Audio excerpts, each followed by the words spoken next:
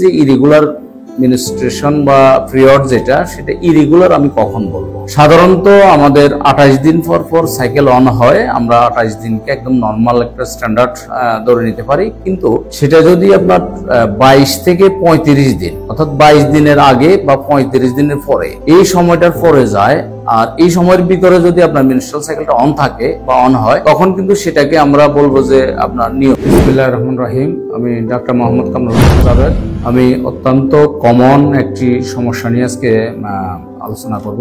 সেটা হলো যে অনিয়মিত মাসিক বা ইরেগুলার পিরিয়ড, যেটা অর্থাৎ এটা একদম কমন সমস্যা এবং কি সবার কমন জিজ্ঞাসা। এটার কি কি প্রবলেমগুলো হচ্ছে বা কেন হচ্ছে সেই বিষয়টা নিয়ে আমি বিস্তারিত আমার এই ভিডিওতে আলোচনা করব।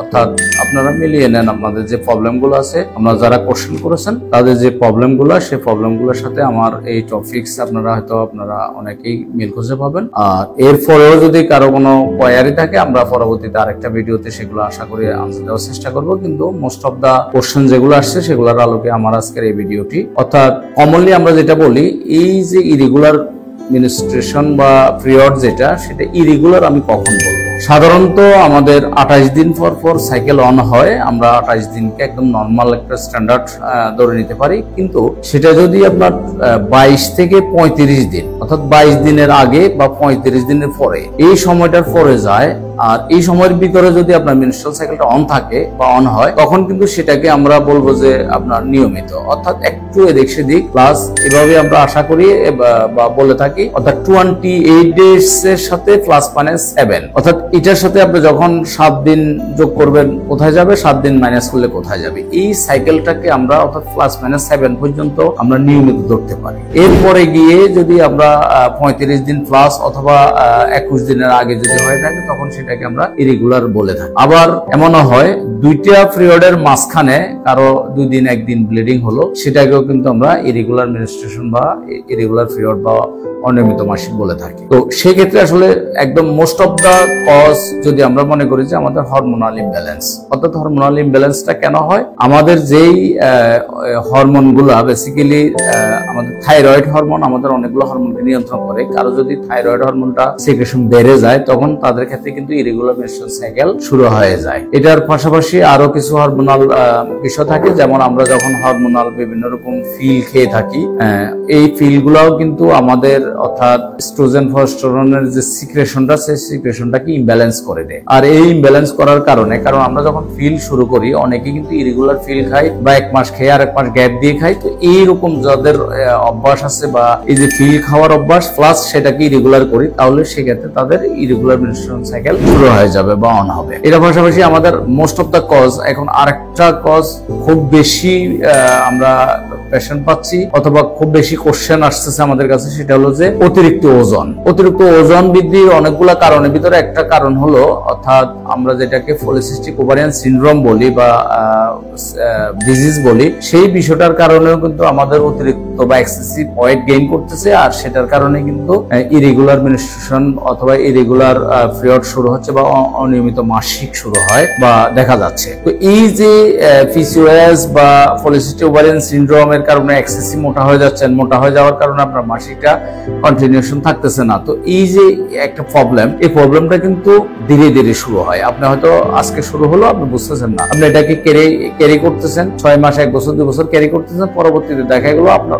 আরো কিছু প্রবলেম সেটাকে সমন্বয় করে নিল অথবা আরো কিছু প্রবলেম ক্রিয়েট করে সেটাকে একসাথে ক্লাস করবে। তো সেই জন্য আমাদের যখন ইরেগুলার মেনস্ট্রুয়েশন সাইকেল অন হয়, সাথে সাথে কিন্তু সেই বিষয়গুলোকে আমাদের সতর্ক থাকতে হবে। আসলে দ্যাট মিনস হলো যে আমি কোন দিকে যাচ্ছি। পাশাপাশি আরো কিছু মেজর কজ, যেটাকে আমরা স্টেজ বলি, বা আমরা বিভিন্ন চাকরির জন্য আমরা স্টেজ করি, আমাদের সামনে পরীক্ষা, এই জন্য আমরা খুব টেনশন করি। এটার কারণে আপনার হরমোনাল ইমব্যালেন্স হতে পারে, আপনার ইরেগুলার পিরিয়ড হতে পারে, আপনার চাকরি অর্থাৎ যেখানে জব করতেছেন জব স্যাটিসফ্যাকশন নাই, কোনো কারণে বসের সাথে একটা মনোমালিন্য হচ্ছে, বা যেই জব করতেছেন সেটা আসলে আপনি অর্থাৎ প্রত্যাশা করেন আরো বেটার কিছু আপনি আশা করেন, বা আপনার যে স্যালারিটা সেটা আরো বেটার কিছু আশা করতেছেন, এরকম যে কজগুলো অথবা পারিবারিক অশান্তি, এই বিষয়গুলো যখন আপনার সামনে চলে আসবে তখন কিন্তু আপনি এটা নিয়ে খুব বেশি ইরিটেট হয়ে যাবেন, খুব বেশি এটা নিয়ে ওরিট হয়ে যাবে, তখন কিন্তু আপনার অর্থাৎ ইরেগুলার পিরিয়ড শুরু হয়ে যাবে। আর এই ইরেগুলার পিরিয়ড কিন্তু আপনাকে অন্যদিকে ধাবিত করবে বা অন্য একটা মাত্রায় আপনাকে নিয়ে যাবে বা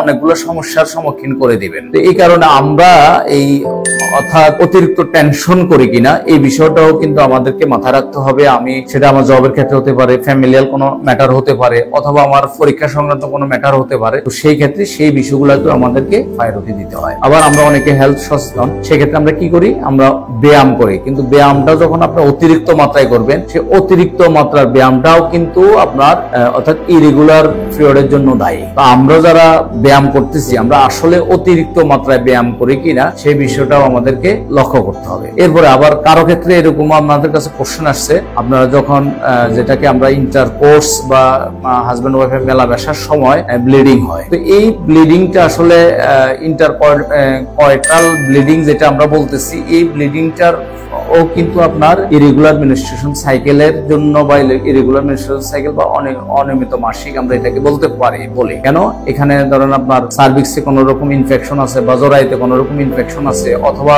আপনার সার্ভিস ক্যান্সারের ক্ষেত্রে এই ধরনের বিষয়গুলা লক্ষ্য করা যায়, অথবা ধরেন আপনার টিউবারকুলোসিসের ক্ষেত্রেও কিন্তু এই ধরনের প্রবলেমগুলো ক্রিয়েট হয় বা এই ধরনের প্রবলেমগুলোর কথা আমরা বলতে পারি। আবার অনেকের ক্ষেত্রে এরকম আপনার বেবি ডেলিভারি হয়ে গেল 6 মাস পরে বেসিক্যালি আপনার মেনস্ট্রুয়াল সাইকেলটা রেগুলার হওয়ার কথা, আপনার রেগুলার হচ্ছে না, সেটা কিন্তু আমরা ইরেগুলার বলি না, সেটাকে আমরা নরমাল হিসেবে ধরে নিই। কিন্তু এই নরমালটা যদি আপনি 1 বছর 1.5 বছর 2 বছর ক্যারি করেন, তখন সেটা আবার ইরেগুলার পিরিয়ড হিসেবে আমরা কাউন্ট করে থাকি। তো এই বিষয়গুলো আমাদেরকে একটু খেয়াল করতে হয়, এটা আসলে এই পর্যায়ে কিনা। তো সেক্ষেত্রে আমি যে জন্য আসলে আপনাদের কোশ্চেনগুলা উত্তর দেওয়া বা যে এটা বেসিক্যালি একটু আপনাদেরকে সচেতনতা তৈরি করার জন্য আমার এই ভিডিওটা। কারণ আপনারা যারা এখনো আপনাদের ইরেগুলার মিন্স অন আছে বা আপনারা এটা ক্যারি করতেছেন বা এটা কন্টিনিউশন করতেছেন, কিন্তু এটার কোনো পদক্ষেপের কথা আপনারা মাথায় আনতেছেন না বা আপনারা চিন্তাও করতেছেন না, এটা আমার কিছু একটা হতে পারে বা একটা আমি সমস্যার সম্মুখীন হতে পারি বা একটা